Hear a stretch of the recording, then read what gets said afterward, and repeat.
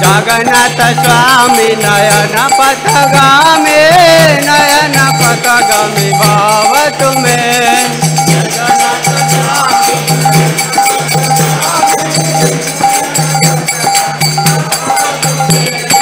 जगन्नाथ स्वामी नयन पथगामी, नयन पथगामी भाव तुम्हें।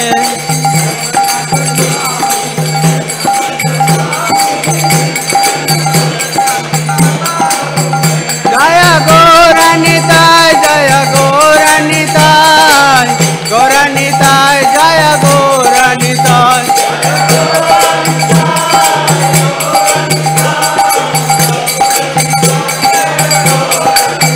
जय प्रभुपदा जय प्रभुपदा, प्रभुपदा जय प्रभुपदा।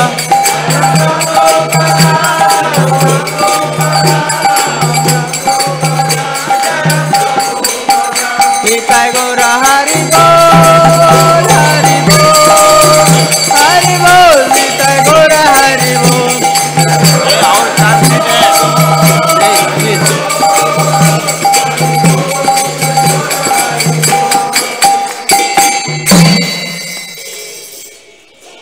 विष्णुपाद परमहंस परिव्राजकाचार्यास्तो तरसत शिष्यमाधि सेवाइन ग्रेस ऐसी भक्ति वेदांता स्वामी शिला प्रभुपाद की जय। विष्णुपाद परमहंस परिव्राजकाचार्यास्तो तरसत शिष्यमाधि सेवाइन ग्रेस भक्ति सिद्धांत सरस्वती गौ स्वामी महाराज शिला प्रभुपाद की। अनंत कोटि वैष्णव वृंद की। ISKCON फाउंडर आचार्य शिला प्रभुपाद की।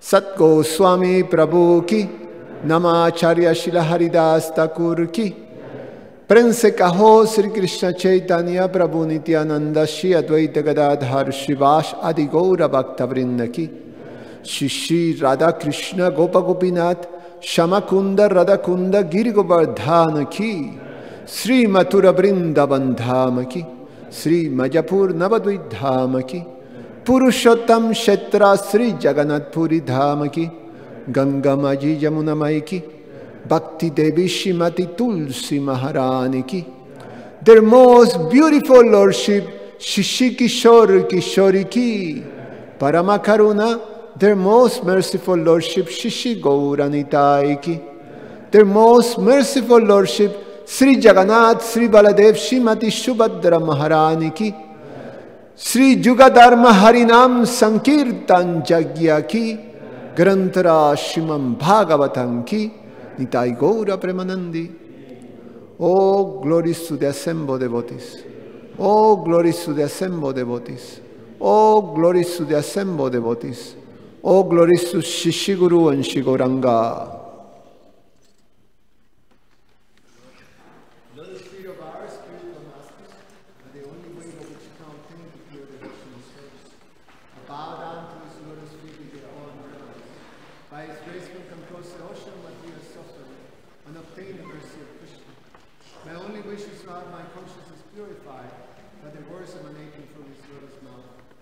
Attachment to his lotus feet is the perfection that fulfills all desires.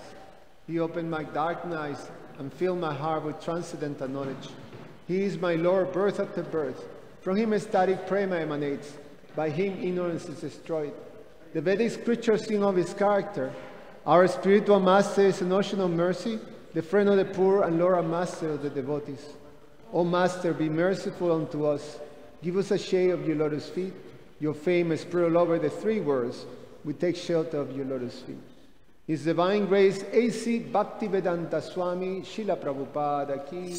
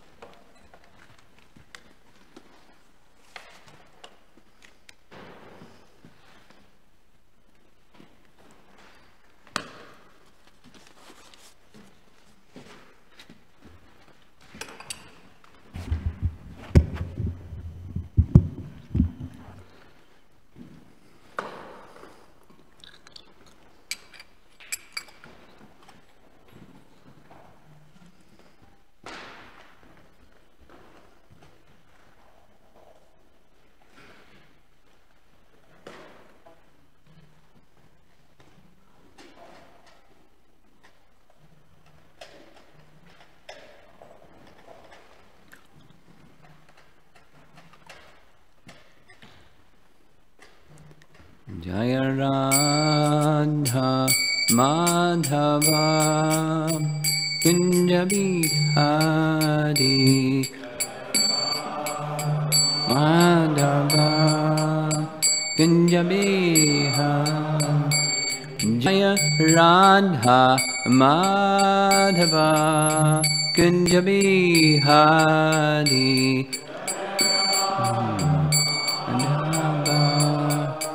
Kunjabi Gopi Jana Badabha Girivardhari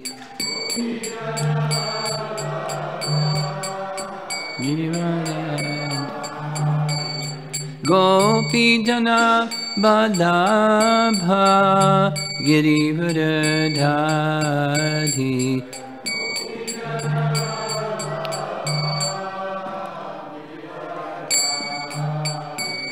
Jasodanandana Braja Janaranjana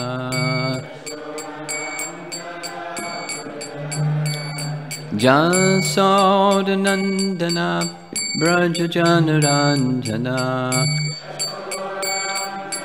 Braja Janaranjana Jamunatira Vanachadi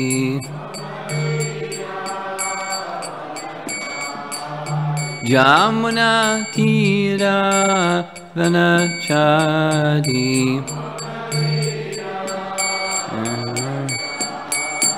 Jaya Radha Madhava Kunja Bihari Kunjabi Jaya Radha Madhava Kunja Bihari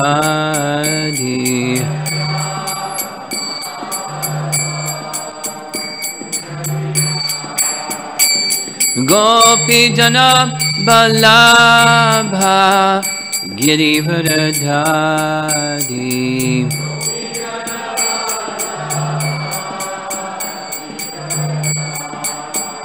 Gopi Jana Balabha Girivardhari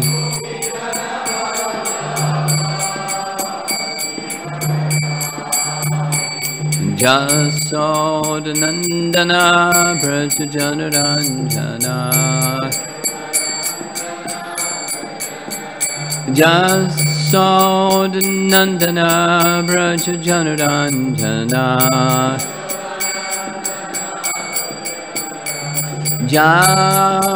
Jamunatira Vanachadi Jamunatira Vanachadi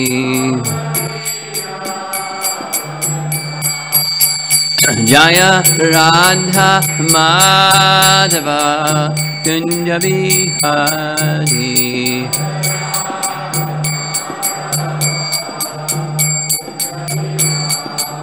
Jaya Radha Madhava Kunja Bihari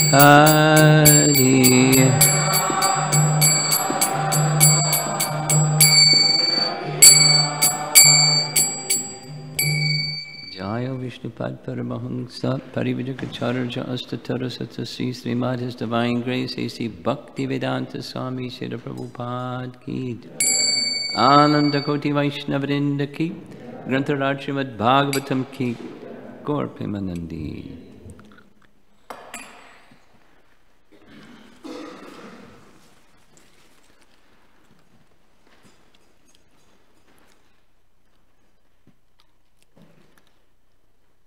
This morning, the topic that I selected is in relation to remembering Krishna even when you get turned upside down.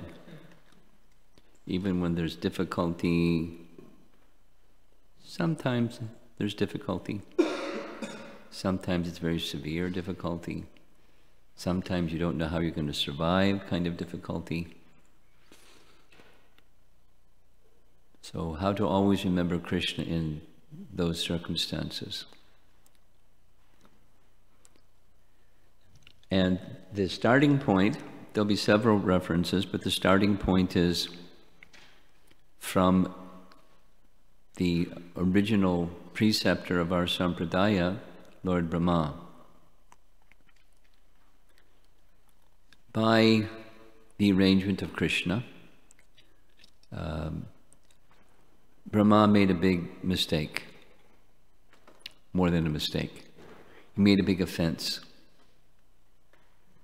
by Krishna's arrangement to teach something and to give Brahma an opportunity to teach us this lesson and how to deal with adversity when it comes in a Krishna conscious way. So the mistake or the offense was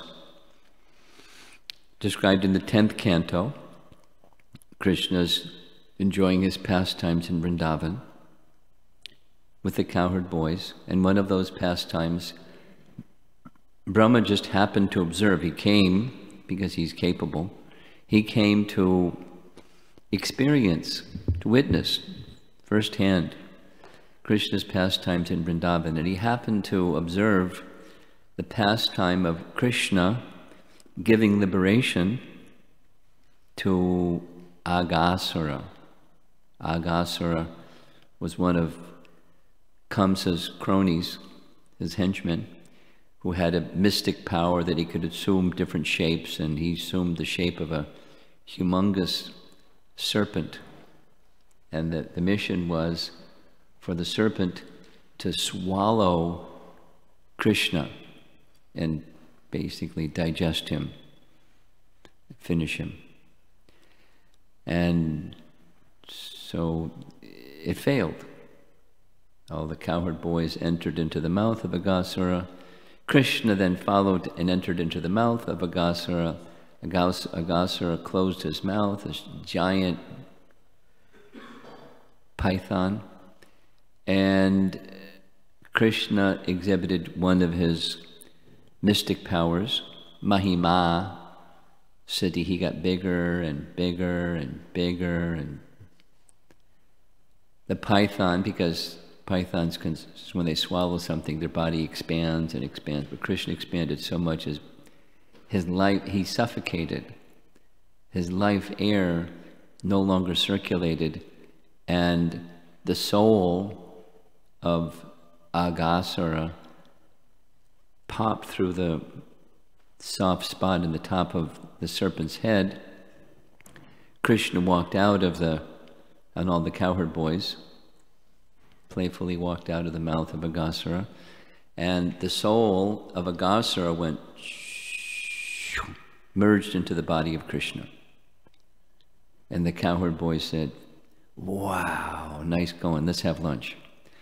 And so they went to have lunch, with sitting in a circle around Krishna.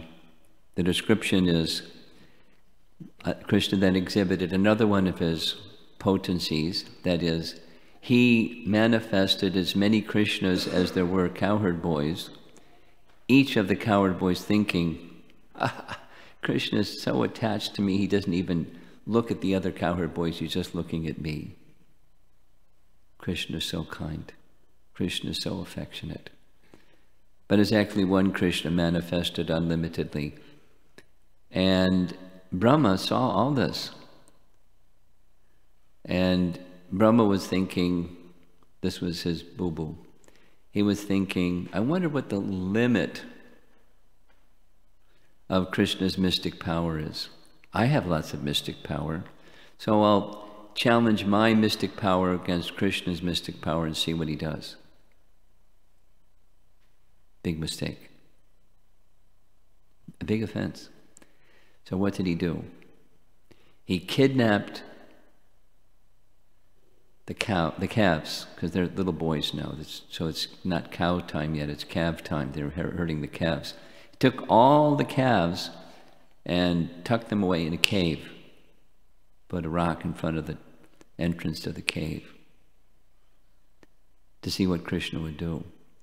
And when the cowherd boys, they got distracted by their lunch and being with Krishna, they saw that the calves were missing. They started to get up to interrupt their lunch to go look for the calves. Krishna said, no, You finish your lunch, I'll find the calves. So when Krishna left to look for the calves, Brahma came and kidnapped all the cowherd boys, put them in a cave, sealed up the cave with a big rock, and went back to the scene of the crime to see what Krishna would do. Maybe he'll cry. Maybe he'll fall at my feet and plead with me, please give back the cowherd boys and the calves. Let's see what Krishna will do. That's not what Krishna did. Krishna manifested identical forms of all the cowherd boys and calves. It's a wonderful pastime. There's details and details.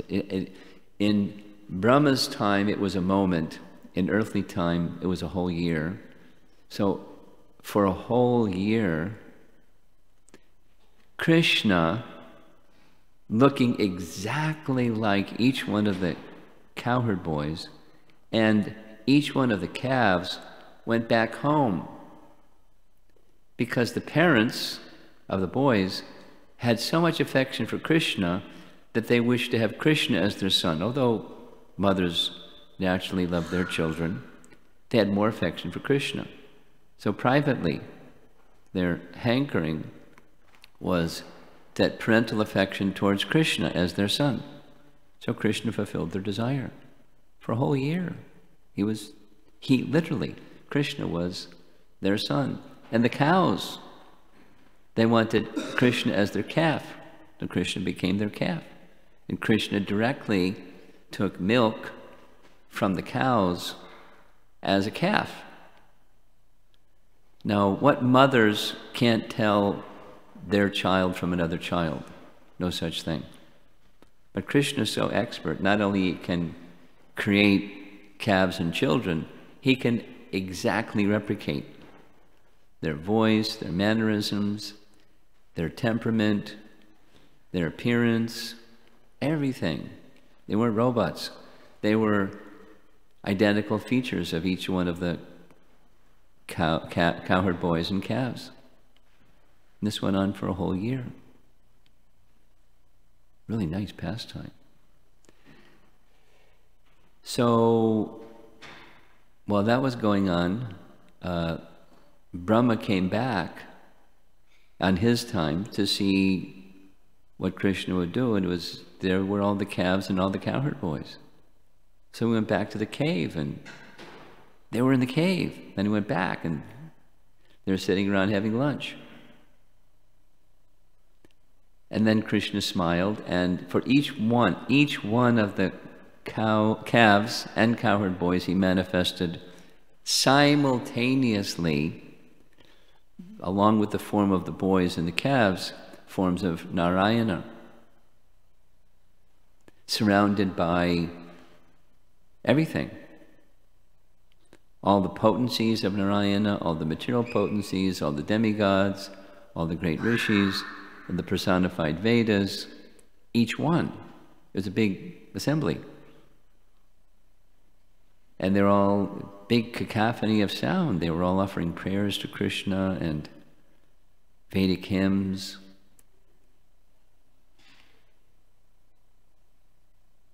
Brahma was overwhelmed with the majesty, the Aishvarya, the mystic power that he wanted to examine. Krishna showed him.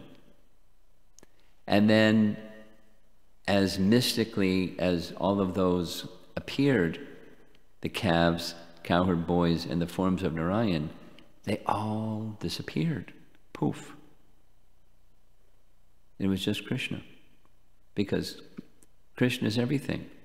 He can manifest or he can withdraw everything, just at will. He doesn't need to go to the office and get an education and get hired and go do something. He just wills it and poof. And he can withdraw it, poof. Just like that. Because he's all powerful. It's not, it's not, there's no limit. Not so-called all powerful, but really he can't do certain things. He's all powerful. He doesn't have to lift a pinky. He just has to will it and poof, because his potencies act according to his will. So Brahma he fell to the ground before Krishna and stood up and offered again and again obeisances and obeisances and obeisances, and he offered prayers to Krishna. And the prayers to Krishna that Brahma offered, it's chapter 14 of Canto 10, because the offense, mistake, whatever, pastime, is the previous chapter, chapter 13, and what Krishna manifested. And then come Brahma's prayers. So we're going to be discussing amongst Brahma's prayers number 8 of that chapter. And it's instructive, specific to our topic. It's a very important verse, there we go, for the devotees to understand and take shelter of. So that's what we're doing this morning. And we can chant responsively together. Nice, well-known verse. Tate nukampam susamikshamano bhujana evatma kratam vipakam ridvagvapurbhir vidadhantamaste jiveta yo mukti pade sadaya bhak. We'll chant it one more time. It's a nice verse to remember when there's a difficulty, or worse, a calamity, or you're upside down. Tate nukampam susamikshamano bhunjana evatma kritam vipakam ridvagvapurbhir vidadhan namaste jiveta yo mukti pade sadaya bhak. So I put certain phrases in color because the translation corresponds color-coded. Translation: My dear Lord, one who earnestly waits for you to bestow your causeless mercy upon him, all the while patiently suffering the reactions of his past misdeeds and offering you respectful obeisances with his heart, words, and body, is surely eligible for liberation, for it has become his rightful claim. Now he's expecting that he's going to get a big reaction, not a karma reaction. In this case, it's going to be an offense reaction. That's what the reactions, that's vipakam, from his atma kritam, from his own actions, in this case his bad actions or his misdeeds. He's going to get spanked. And he's not going to invest an effort to neutralize the reaction or plead with Krishna to make his reaction less, minimized. He's ready for whatever is going to come. That's the message. Here it comes, and I'm expecting, my faith is te nukampam, anukampam, this one, anukampam. I know that your mercy is going to come. Then the mercy will come in the form of this reaction. And what I want to do, instead of endeavoring to neutralize the severity of the reaction, is one thing. Rid vag vapur bir, with heart, hrid, vak, my speech, and vapor beer, with my body. I will offer obeisances to you in all three ways, just taking shelter of you. And Jiveta yo mukti pade sadayabak. The last line is very important. Jiveta, Jiveta indicates that you just have to live. We'll hear from the commentary of the Acharyas. Just live, in this case, means, we'll hear, it's live, stay fixed in devotion. Live a life of devotion at the feet of the personality of Godhead. And for one who does so, mukti pade. Mukti pade literally means giving of liberation, mukti, pade, sa dayabak. Sa dayabak means rightful claim. And I could say it all now, but I'll wait for because this is such an important verse that many of our acharyas have commented on it. It's mentioned specifically by Rupa Goswami in our Nectar Devotion. Here's what Prabhupada writes. This statement, this verse that we just recited, of Srimad Bhagavatam should be the guide of all the devotees. And the solace is we just stay in Krishna's service without trying to neutralize the severe reactions that may be coming to us from our past atma kripam, our past misdeeds. And take solace that Krishna is kind, and Krishna is doing, specifically in the lives of devotees, there's a purpose. We may not understand in the moment what the purpose is, but there's a purpose, and we'll hear in the commentary just in a moment what that purpose is. If the devotee passes his days in that spirit, it is certain that he is going to be promoted to the abode of the Lord. Because as our topic for this weekend, always remember Krishna, never forget Krishna, that's one of the processes of bhakti that was discussed in the question-answer session previously. Remembering Krishna is one of the 9 processes of bhakti. Shravanam, Kirtanam, Vishnu, Smaranam, remembering Krishna. It's a bhakti process, and it's a co-factor with other activities of bhakti. We also discussed that, but it's just that remembrance of Krishna alone. It's the way that Prahlad achieved perfection, remembering Krishna always. Perfection. He went back to Godhead. So we will also just remember Krishna. So how do we take the circumstance? How do we address ourselves to the circumstance? Let's hear from the BBT. And I'm going back to the verse because the words become important.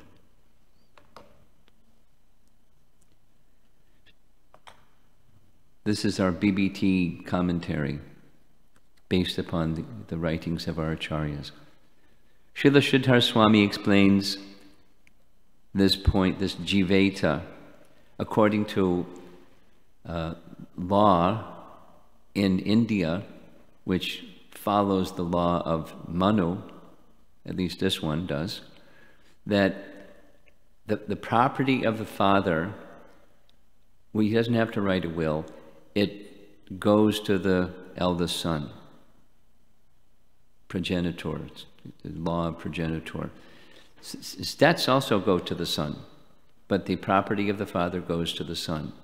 So if the son simply survives the father, he will inherit his properties, the father's property. So in the case of Brahma, who is his father? Lord Vishnu, Garbhadakshay Vishnu, that's his father. So if he just lives his life in devotion, then mukti pade sodaya bhak, he'll inherit the kingdom of his father, which is Goloka, the spiritual realm. He'll go back to Godhead. Mukti pade sadaya bhak. Just has to do this one thing. Just stay in devotion to the personality of Godhead, tolerating the circumstances that are the reaction of the Atma Kripam, our past misdeeds. Next, in his commentary, Susamikshamana, that's this word up here in blue. The word Susamikshamana indicates that a devotee earnestly awaits the mercy of the Supreme Lord, even while suffering painful effects of previous sinful activities. You have to listen carefully, it's really nice. Lord Krishna explains in Bhagavad Gita that a devotee who fully surrenders unto him is no longer liable to suffer the reactions of his past karma. Correct? Bhakti has the power to dissolve the reactions of past karma. In fact, it has the power to dissolve even the tendency to do more karma. So, if you become a devotee, we're trying to become devotees. If you become a devotee, your karma is absolved. That's the good news. So then why is there some difficulty? I become a devotee, how come there's a difficulty?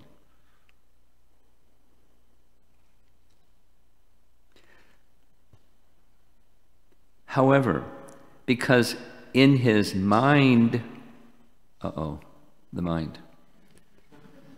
In his mind, a devotee may still maintain the remnants of his previous sinful mentality.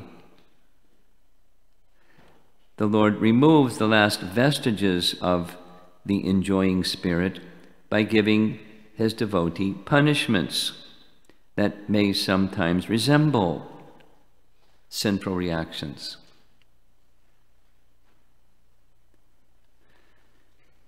So here's Lord Brahma.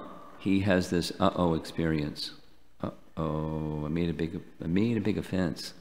I'm going to get a big reaction for this big offense. Now it was induced by Krishna to do what he did for the purposes mentioned. So he could speak these nice prayers and instruct us how to deal with difficulties. So in this life, or in previous lives, we may have, we certainly have done some mistakes, made some mistakes. Maybe, according to Jiva Goswami, offenses. And then we're carrying the reaction of those sins and those offenses today, from stuff way back. Now, bhakti has the power to take those things away. But we may hold on to such tendencies, although the reaction is taken away. So Krishna is very kind. And one of his kindnesses, this Susamikshamana phrase, is he'll take away that tendency. And one of the ways to take away the tendency is to give us a circumstance that looks like tribulation. It looks like a sinful reaction. And the purpose of that circumstance that looked like a sinful reaction is to take away the tendency, to let go of it. Now, it doesn't guarantee we're going to let go of it, but it's the opportunity to let go of it. We can still hold on to it and whine and complain, how come I'm undergoing some tribulation? And still hold on to the tendency. But it's a special kindness. Tribulation for a devotee is being described by our acharyas that way. So now, what's the purpose of creation? One of the Rath Yatras that we had down by the lake, at least the festival at the lake, I was introduced to one Chinese lady that had been coming to the temple. Her name is Tu, T-U. A very short name, Tu. So when I was introduced, she said, I just have one question. And what's the one question? Why creation?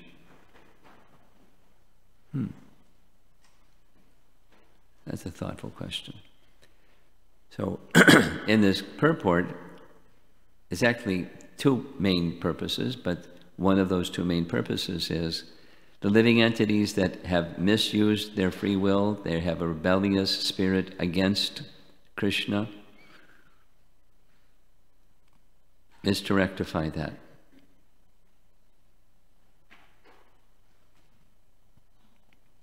The purpose of the entire creation of God is to rectify the living entity's tendency to enjoy without the Lord.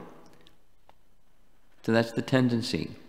If you recall, I mentioned Prabhupada was speaking about one lecture in San Francisco in 1969 about crushing the seed of material absorption.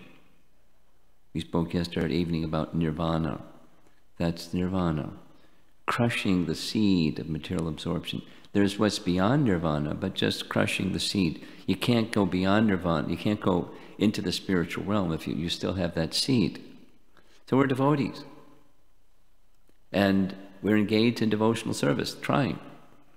And that seed of being the independent enjoyer, separate from Krishna, of things that are Krishna's, that's a tendency. So crush the seed. So circumstances may be given in our lives for that purpose.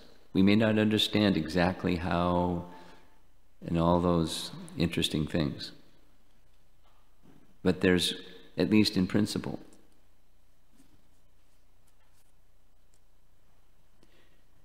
Therefore, the particular punishment, now it's not exactly a karmic punishment because there's no karma, but the punishment given for a sinful activity is specifically designed to curtail the mentality that produced the activity. So let's do it again, slow motion. Remember yesterday evening, according to Buddhism, the root cause of suffering is desire.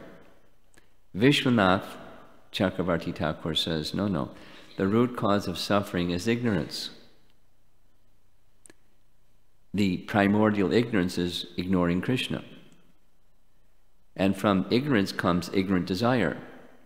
Because there's a soul influenced by ignorance, then you desire ignorantly. And from ignorant desire comes ignorant activity. And from ignorant activity comes ignorant reactions. Vipakam in the verse.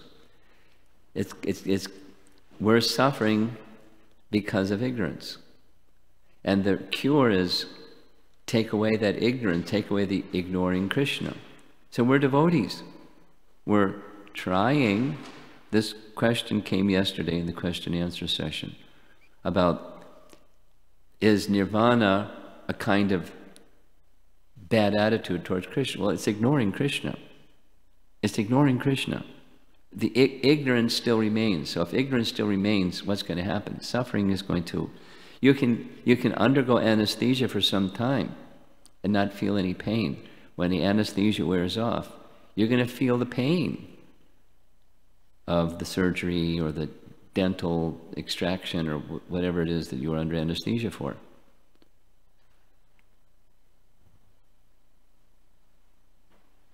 So what's the solution?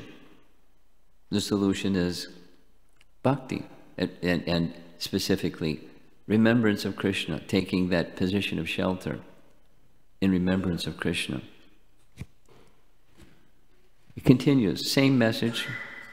Although a devotee has surrendered to the Lord's devotional service, until he is completely perfect in Krishna consciousness, he may maintain a slight inclination to enjoy, or maybe more than a slight inclination, to enjoy the false happiness of this world. So, tribulation This verse is teaching us, Brahma is teaching, he's the head of our sampradaya, is teaching us how to face tribulation. It's a mercy to take away the residual tendency to be an independent enjoyer. That same primordial ignorance, ignoring Krishna and let me be the enjoyer of Krishna's property. The Lord therefore creates a particular situation to eradicate this remaining enjoying spirit. Now again, from the prior part of the purport, it may look like a karmic reaction, a sinful reaction. It's for the devotee, it's not. It's another purpose altogether, another source and another purpose. This unhappiness suffered by a sincere devotee is not technically a karmic reaction, semicolon. It is rather the Lord's special mercy, again, for inducing his devotee to completely let go of the material world and return home, back to Godhead. And then it's a long, very long purport. It's just a little bit more.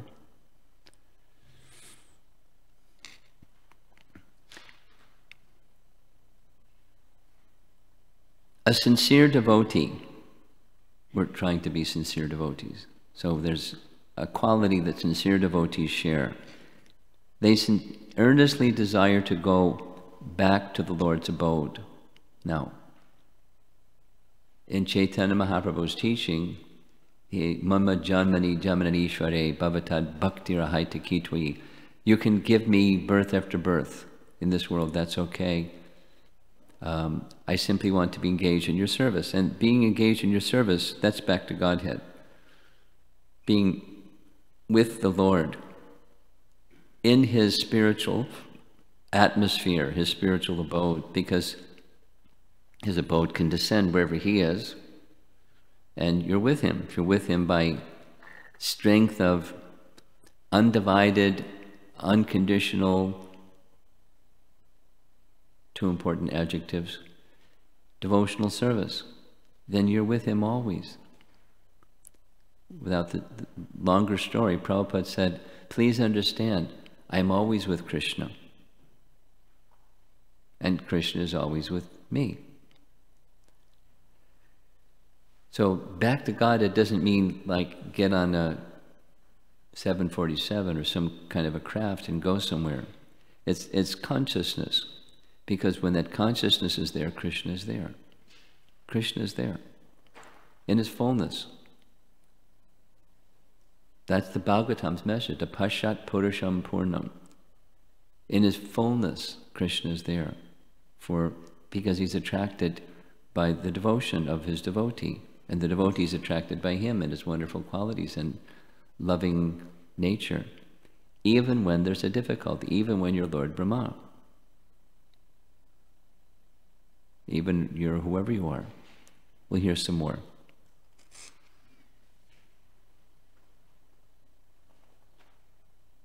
Yeah.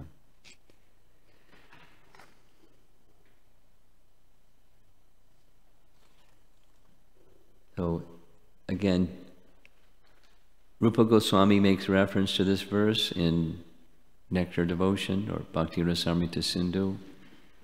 This is a very important verse. It's our solace in a place where there's tribulation. Don't expect you become devoted to Krishna and you'll have no tribulation. Don't expect that. Just take minimally. The body's going to get old.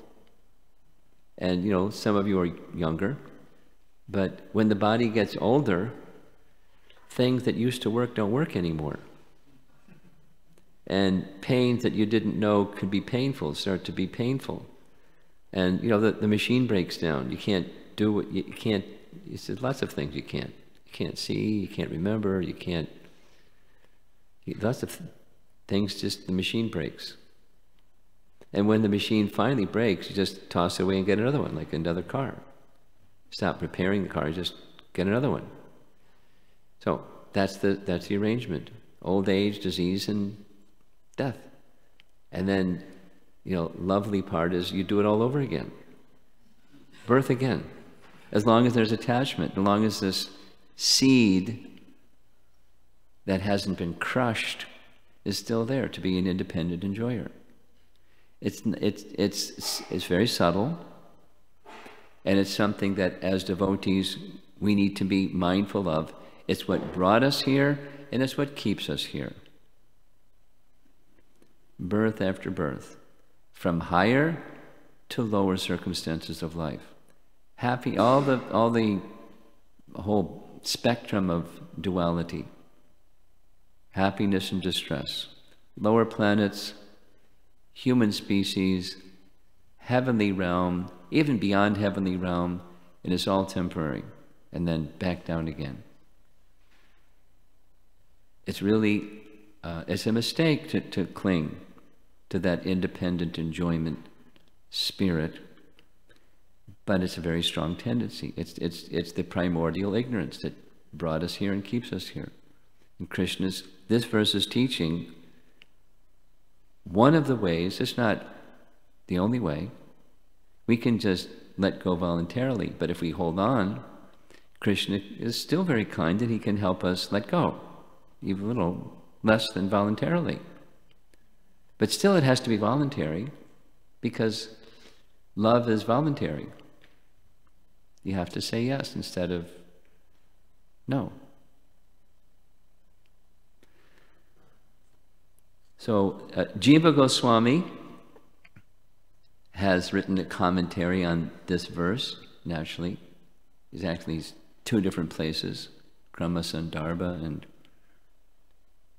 his Tattva Sandarbha, and he speaks of this verse and also his commentary on Rupa Goswami's writing.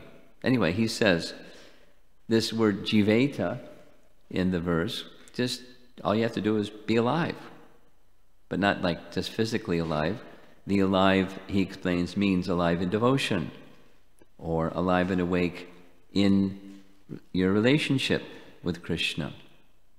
That's what's required. Just do that through the tribulation. Don't get all caught up in minimizing the tribulation. I mean, you can do some practical stuff. You take some medicine if you have a medical problem. Or you make practical arrangements. You fasten your seatbelt when you get on an airplane or ride in your car. You do practical things. But tribulation is going to come, and you're expecting it. You're not surprised by it. And then death comes, and things come. Somebody anyway. Just stay awake in your relationship with Krishna. And Vishwanath Chakravarti Thakur also comments, and it's nice and it's long, but I'll just make reference to something specific here. He makes reference to a similar verse in the Bhagavatam that comes in relation to Prithu Maharaj. The image is kind of blurry, but it's on my computer it's not. This is Prithu, the coronation of Prithu and his wife Archie. And there, at the function of his coronation, Lord Vishnu comes. And there's Lord Shiva offering. So many offerings are made to King Prithu. He's an incarnation, Shakti-Vesha avatar. And when Lord Vishnu appears at that sacrificial arena, there's a long section of prayers. And one of those prayers says, Yata chared bala hitam pita svayam. Bala is a child. So, and Pita means father.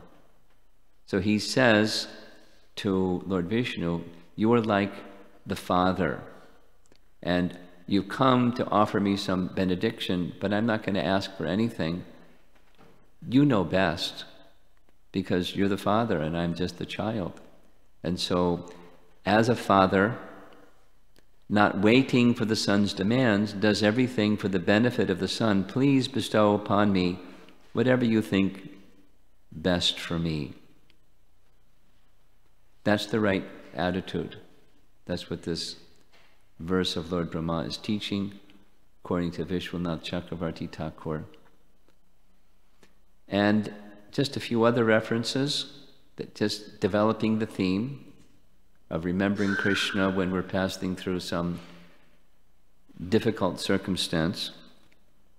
This one is Bali Maharaj. Now, so there's some new people here. You don't know who Bali Maharaj is.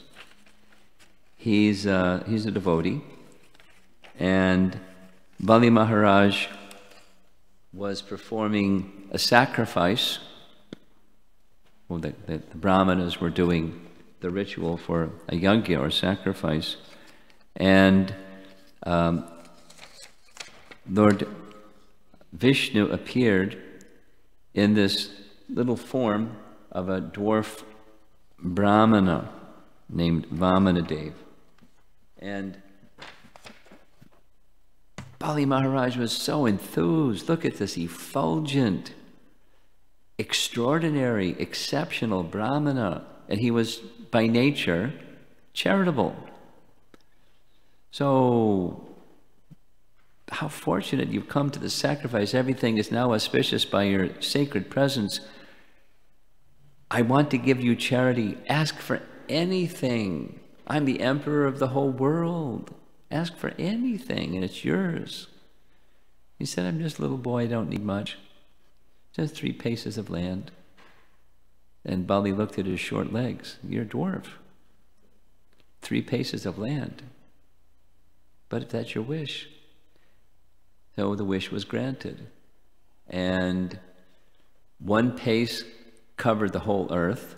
The 2nd pace covered the universe. His body became gigantic.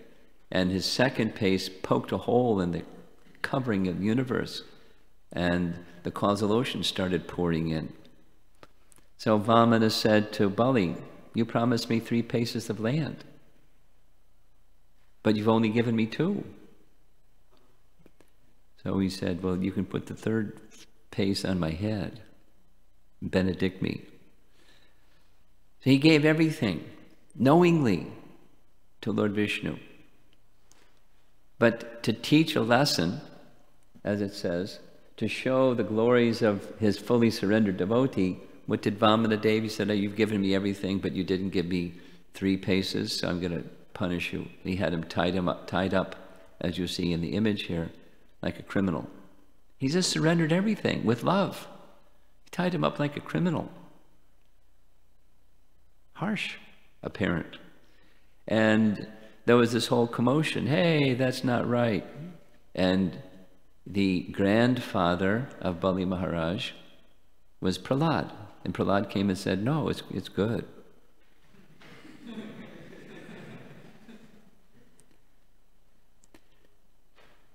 And then Lord Vamana spoke some words of appreciation and glorification of Bali.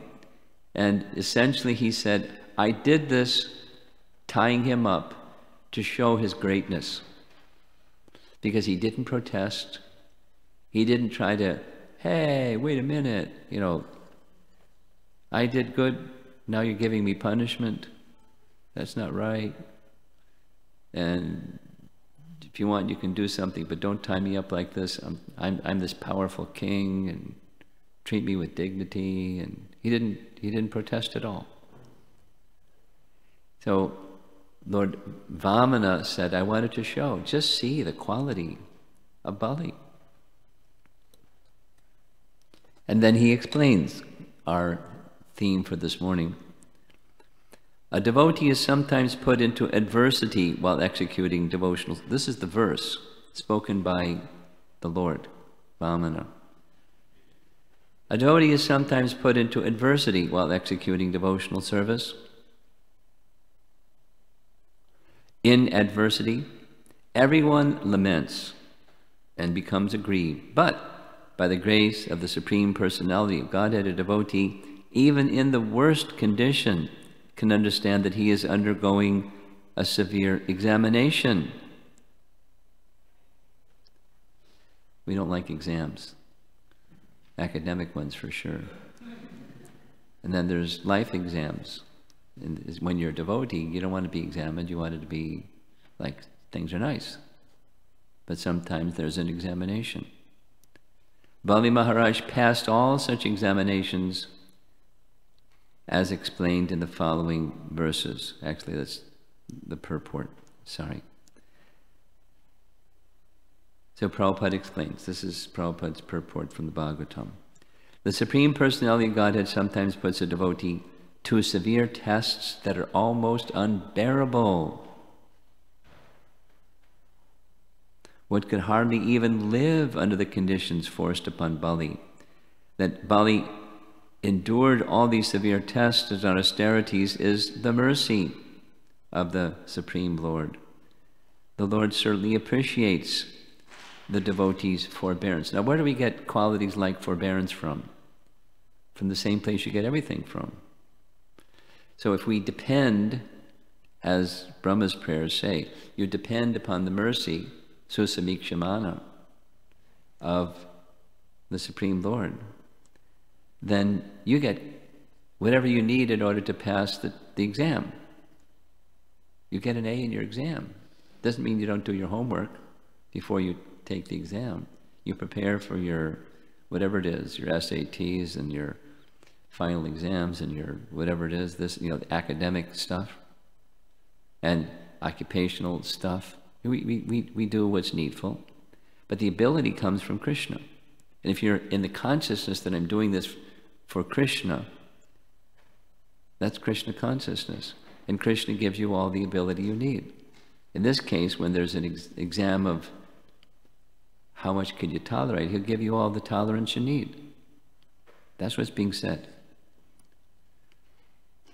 The Lord is so kind to his devotee that when severely testing him, the Lord gives him the necessary strength to be tolerant and to continue to remain a glorious devotee.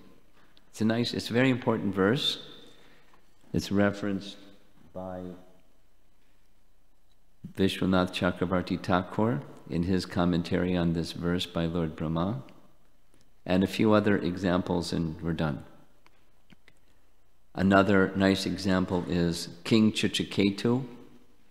So again, our new devotees don't know who these personalities are, but he was a king that had an attachment to have a son, and one sage visited his palace, and the sage saw this man is over the top attached for something that's not meant to happen. And that's when you suffer. Something that you wish to have, it doesn't happen. We hear that repeated in a moment. It actually was from yesterday. We'll hear it again. Bhaktivinoda Thakur. Stay tuned. When we want something to happen and it doesn't happen, very intensely we want something to happen, it doesn't happen.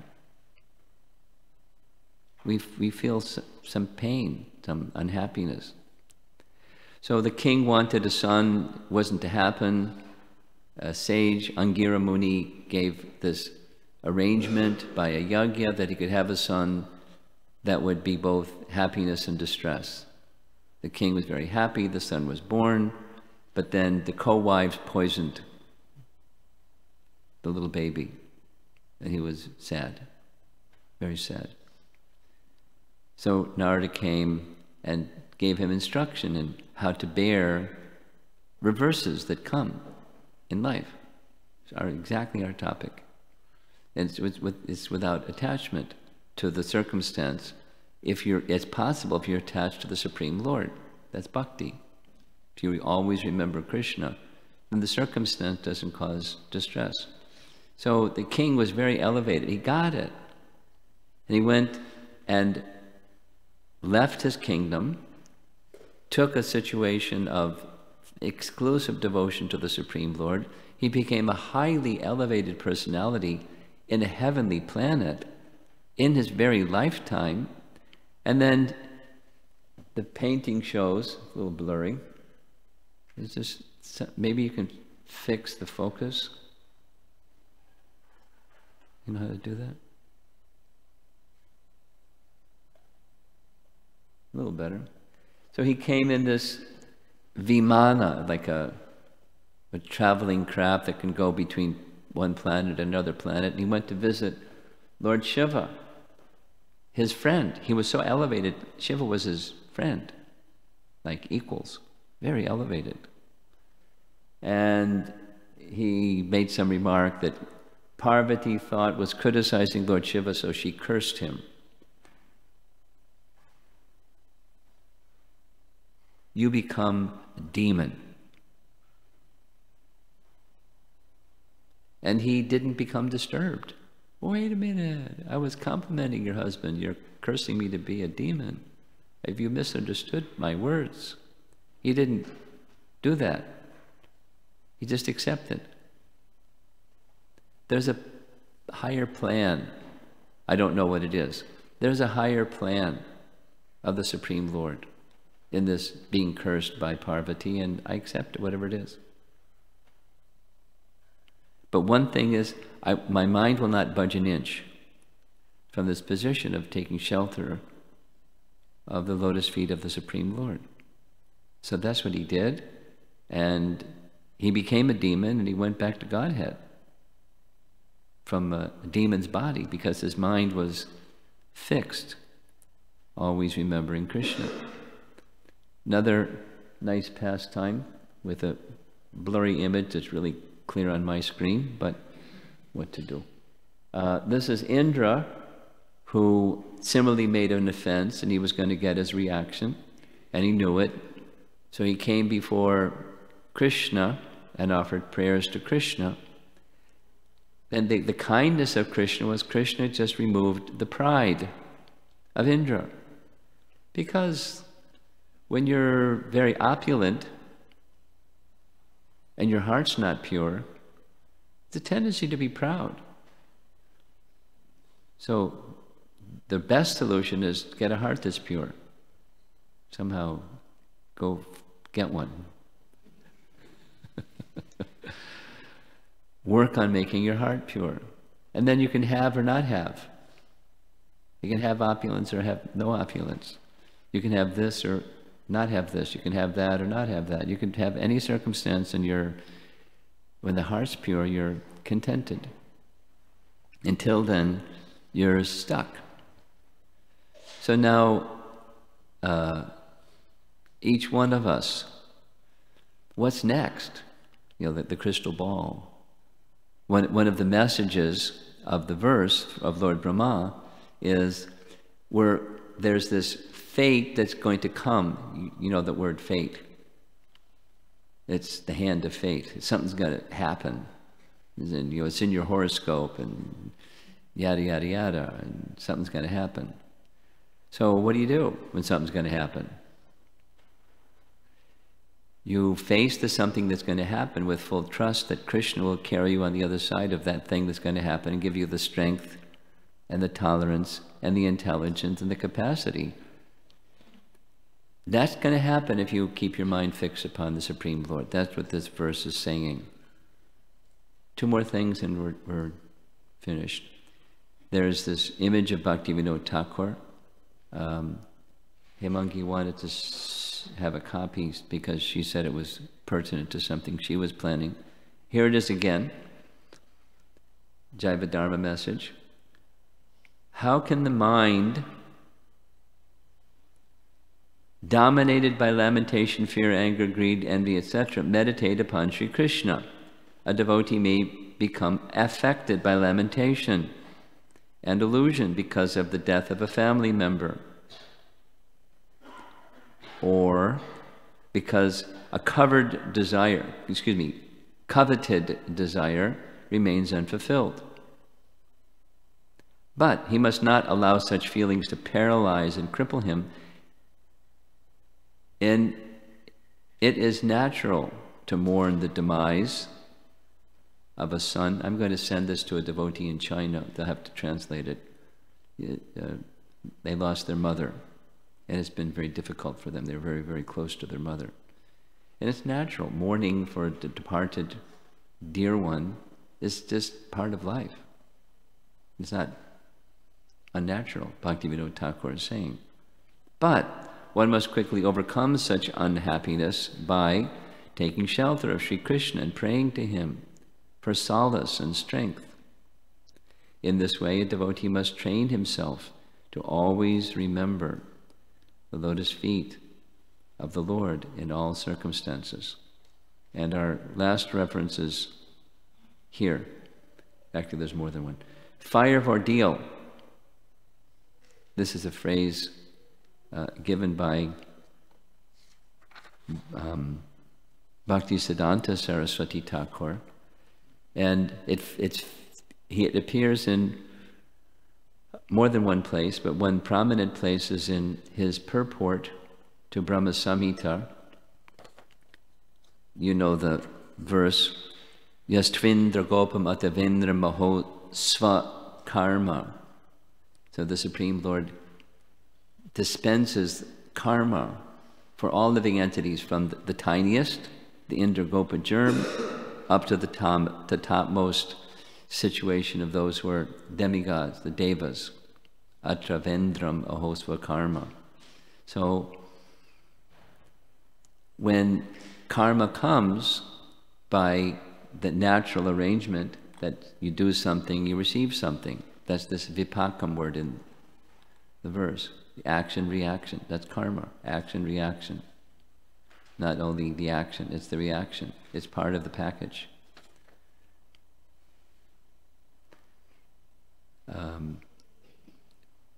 Bhaktisiddhanta's purport, very short.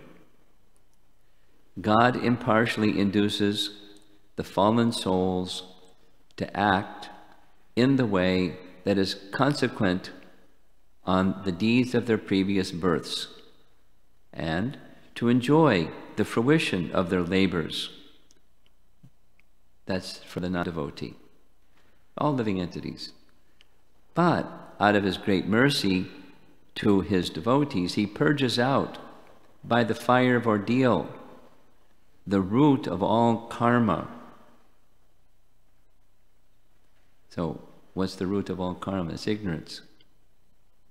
Because behind desire, ignorant desire, is ignorance. So, namely, nescience. Nescience means ignorance. And from ignorance comes ignorant desires. So, it's the same message. The ordeal that the devotee is put through, I'd like to see a show of hands of anyone who has never been through an ordeal in life. We've all had that experience. When you become a devotee, it's not that ordeals stop, but there's another purpose behind it. It's to uproot nescience. And what flows from nescience? Ignorant desires, evil desires, and then evil activities and things that cause bondage and suffering. That's the purpose behind it. It's like, you know,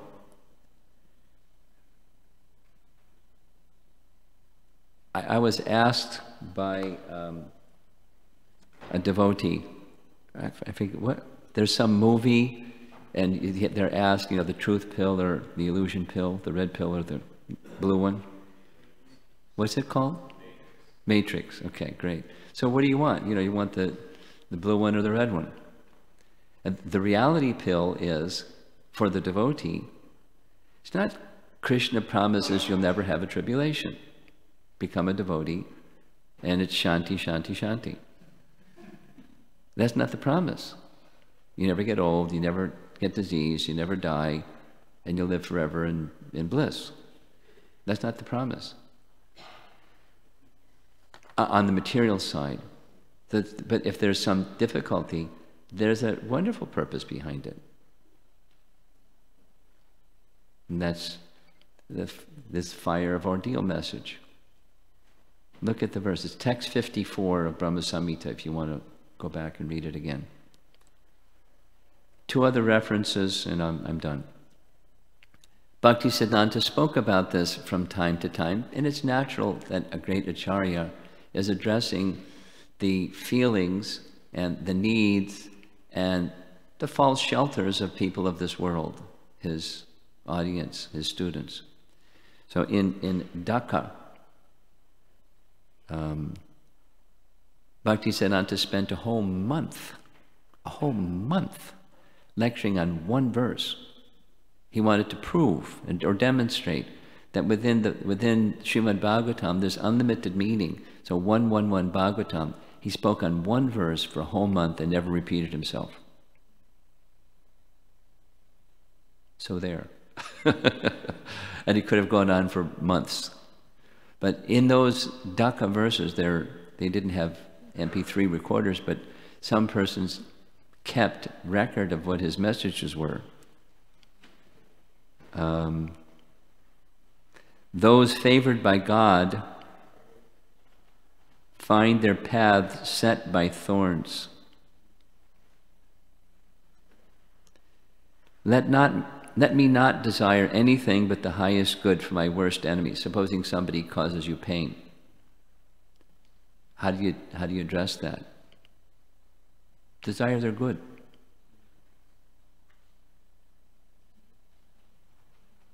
There's no peace or happiness in our worldly life. Circumstances create turmoil and annoyance.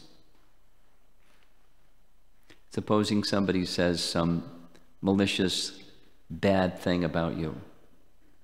I won't ask for a show of hands if anybody's never had that experience, because we've all had the experience. Be indifferent to bazaar gossip. Bazaar is like, marketplace, worldly gossips. Stick firmly to your cherished goals. No lack or impediments of the world will ever stand in your way. A devotee feels the presence of God everywhere, but one averse to the Lord denies his existence anywhere.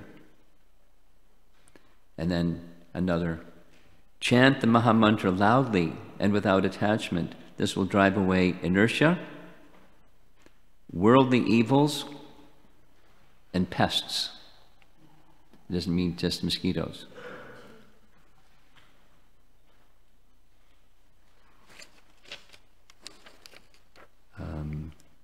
Yeah. So there's additional examples from our scripture, and they're really nice, but I think the message is clear. Always remember Krishna, and never forget Krishna, even when it gets tough. In fact, it's a privilege when things get tough. It's a special kindness of Krishna. He's Hari. Hari means one who takes away. But when he takes away things that are inauspicious, with the same thousands of hands, he gives auspiciousness in its place. He's not unkind. The affinity for being an independent enjoyer, that's our disease. It's the root, ignorance. And he's kind. He wants to help us.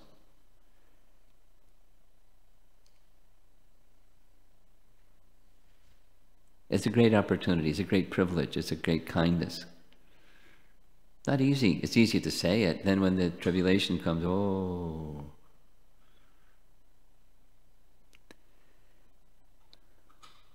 Important message. Because we live in the world of duality. And sometimes. Sometimes it's good fortune. Sometimes it's ill fortune. Sometimes it's honor. Sometimes it's dishonor. Sometimes it's hot, sometimes it's cold, sometimes it's Arctic cold. It's the place of duality.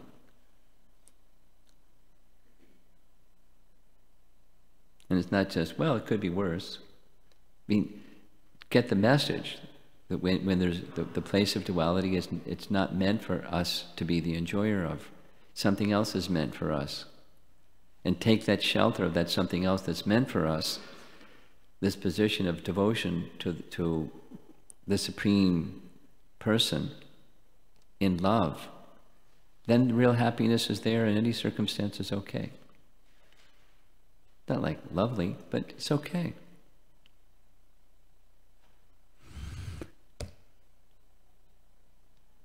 anything, any comments or questions? Yeah.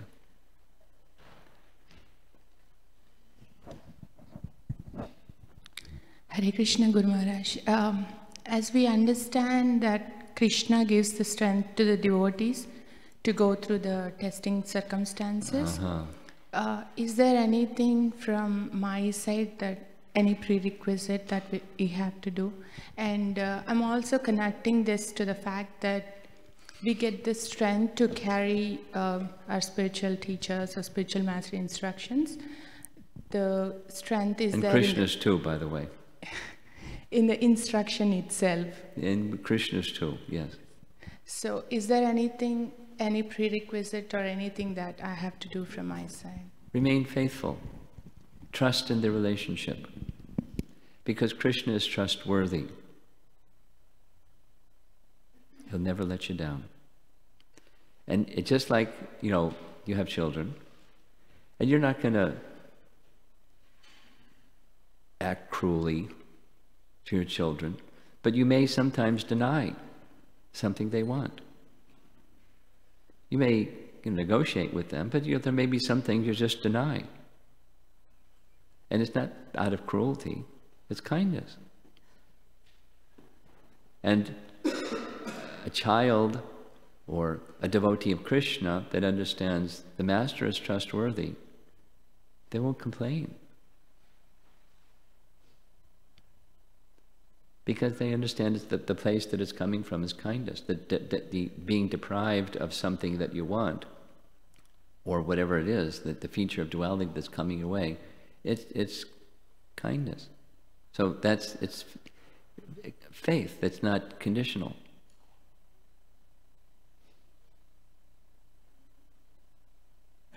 That's the quality that you need to strengthen. Each of us needs to strengthen. Something else? Yes, right behind you. Hare Krishna Maharaj. In the purport it was given that the devotee waits for the mercy of the Lord, yes, and suffers the reactions of his deeds. So how does Lord choose whom to give mercy? I mean, how does the sun choose where the shine will go? Shine goes everywhere. Yes. And the mercy goes everywhere. But supposing somebody hides under a rock, then the shine doesn't go under the rock. So just come out of the rock, and then the mercy is there. It goes to everyone, equally. The sun shines equally. Clear? So yes. What wrong are people doing, those who are not there in the temple? Well, they're making choices. There's free will. And they say no. And there are varieties of no. And according to the variety of no, that's what then there's a reciprocation with their variety of no. Not that the merciful Lord wants them to say no. But He doesn't interfere with their saying no. Otherwise, there's no free will. And then there's varieties of no. And then it reciprocates according to the varieties of no. That's called karma. Got it. Okay. Thank you. Right over here. Hare Krishna Maharaj. I was wondering, how quickly do we supposed to overcome situations? How quickly? Because sometimes when something happens... What was the last word? How to overcome the situation? Tribulations. Tribulation. The stuff, right? How quickly should you overcome it? How quickly? Yeah, because, well, sometimes I like to depends hold on to stuff. Each of us is different. How quickly it's individual dependent. And it like this, the first question, faith. Supposing this is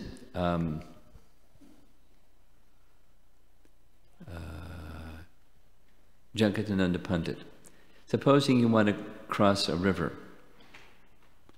Supposing you're foolish and you want to put one foot in this boat and one foot in that boat because you can't decide which boat you want to use. Jagatananda advises, don't try to cross the river with one foot in two different boats. You'll end up in the river. So, we're trying to cross the river or the ocean or the material existence. And depending upon where you place your feet, it's going to be different experience. So, at least in principle, Jagatananda is advising, please be clear. The mission is to cross the ocean of material existence and put both feet in the boat of bhakti. No, but well, wait a minute. I'm new here and I'm not ready for both feet in one boat. Then we'll struggle. Okay, I have another. So I was thinking, right? When Krishna eradicates things that are not good for devotees, well, personally, I perceive that as the opposite of free will. Because Which is what? Mercy? Why is it the opposite? Because you don't have to let go. Brahma didn't have to let go. He chose to let go. Bali didn't have to let go. He chose to let go. And we also have a free will choice. You can say no, or you can say yes. And sometimes Krishna just pulls it from under your feet. You know? No, there's free will. Yeah? The circumstance is outside of our control. But the free will choice, how you respond to the circumstance, isn't taken away. There's a very interesting book, trying to remember the author's name, Man's Search for Meaning, Viktor Frankl. You can take note. It was written during World War II. He was a Jewish psychologist in a Nazi concentration camp. He didn't write the book when he was there. He wrote the book when he survived. And how he survived, he explains in the book. How he survived the ordeal of the concentration camp, and how Krishna helped him survive the ordeal when he was being dragged off to the gas chamber. It's in the book.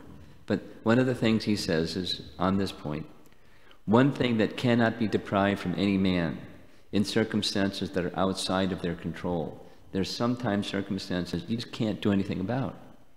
Here comes this Arctic cold. You can't do anything about it.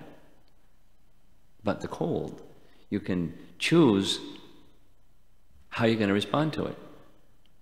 So circumstances of life makes it that not you become a devotee, now you have control over the circumstances. Not, you have control over the choice that you make.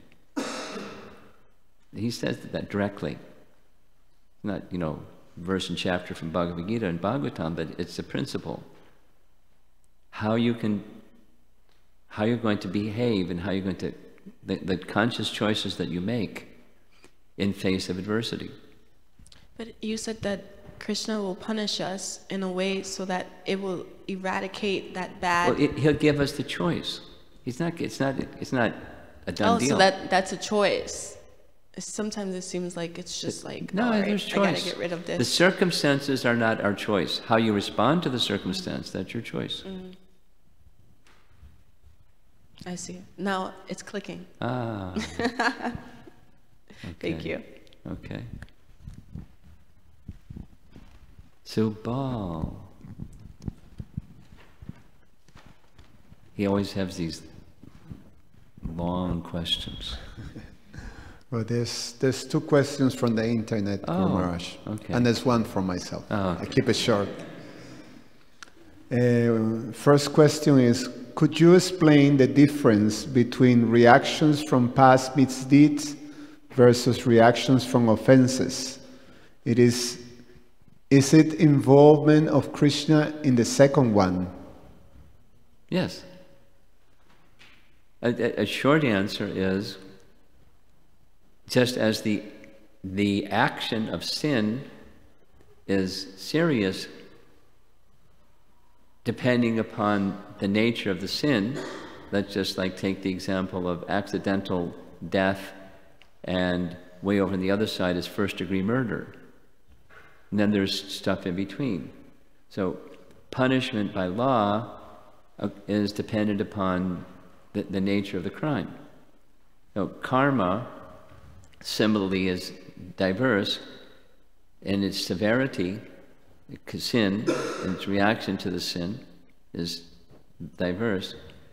And the power of bhakti has the potency to immediately, no delay, immediately eliminate sin and the reactions of sin. And the distinction between sin and offense is more severe. And put it this way, offense and reactions to offense have the power to block the power of bhakti. I'll say it again. The nature of offense is anarthas in the heart. And anarthas, the reactions to offense, has the power to block the power of bhakti. Sin and the reactions of sin does not. So offense is more severe. Still, what to do about sin? We go on with the activities of bhakti, specifically in our case, chanting of the holy name, again and again and again, with sincerity, not committing further offenses, and that anartha can be diminished, as opposed to immediately vanquished. That's a distinction between the two. Bhaktivinoda likens the two. One is like mist, and the other is heavy clouds. Mist is much lighter, and clouds are much thicker, and there's degrees of clouds. Okay, so next question. Next question is being ignorant of Krishna while executing duties and cheating from Krishna is the same thing? Example, Indra in the past tense of Govardhan Lila, is it ignorance or cheating propensity? Well, it's pride, and pride, I mean, in his case, it was both. The offense part was, his intention was to kill the cows and the residents of Vrindavan and Krishna. It was pretty offensive. It was more severe than what Brahma did. Brahma was just, what's Krishna going to do? Indra wanted to kill them. But there was also ignorance. I mean, it was arising from his not seeing Krishna as he is. And that got cured, both. This pride was from ignorance and from offense. Now your short question. My short question is, the message is that Krishna takes care, he makes the arrangement to eradicate ignorance. Yeah. In Lord Brahma's example, he is taking the position that is not Krishna making the arrangement, is from his past misdeeds. Is that something that we have to follow like that? We don't supposed to see that well, his misdeed is he just did it, like the same day. He just kidnapped the calves and the cowherd boys. That's an offense. And he's going to get a reaction for that offense. His past misdeed is going to have a reaction. He knows it. Now, does that address your question? When we go through ordeals, we're supposed to say, okay, this is my karma, this is from my past misdeeds. No. I see now what your question is. It's our... The misdeed is minimally the primordial misdeed. Ignoring Krishna. This is to help me become free from that one.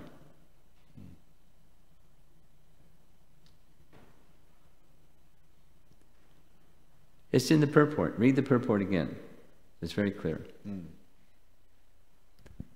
I think we should end. We'll take two more questions. Two more questions. That's it. Thank you. Maharaj, when you said that when you do things for Krishna, then Krishna gives you the ability to do it well, my initial reaction was, I should do my job for Krishna so that I can do it well. And I feel like that's a really manipulative way of thinking. And I'm wondering how, I'm so used to thinking that way, how can I change that into like a service mentality? Love.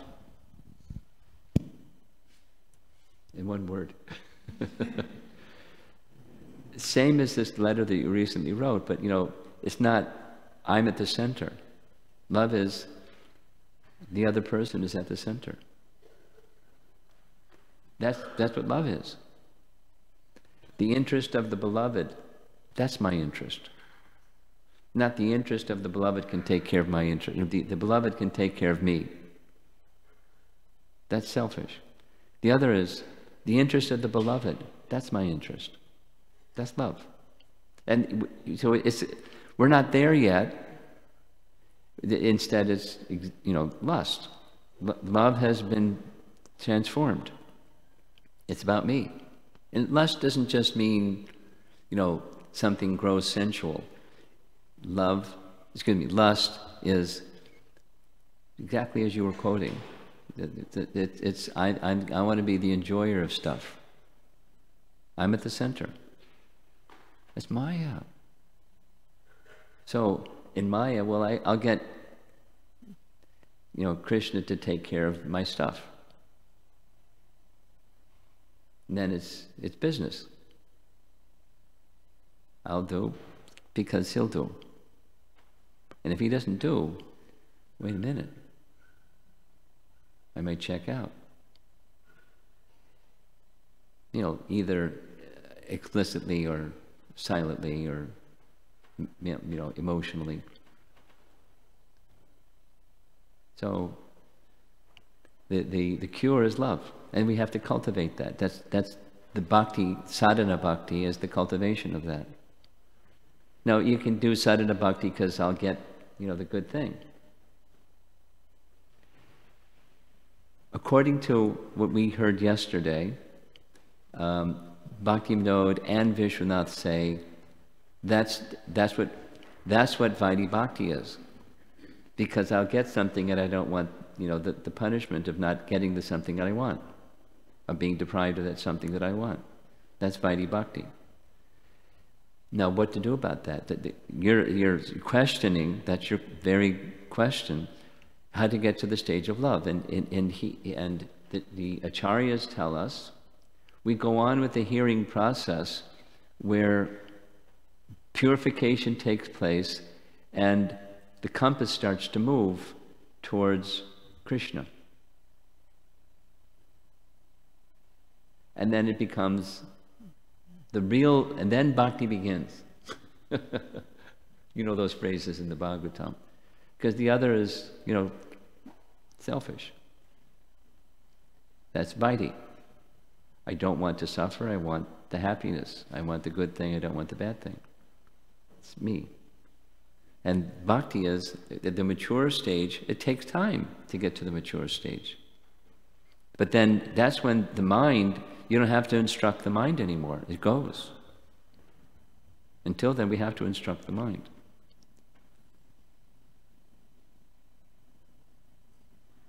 Pick up your beads and do your chanting because you're told to do so. And it's good for you. Eat your spinach. It's good for you.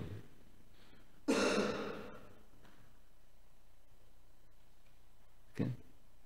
It's a more mature stage of bhakti that leads itself into a taste, attachment, ecstasy, love.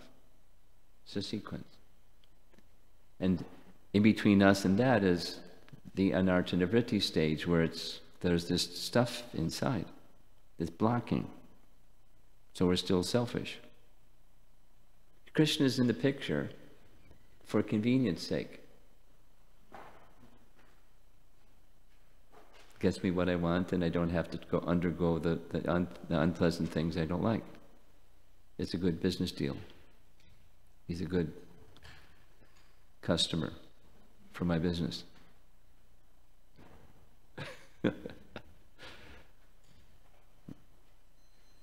Last question over here.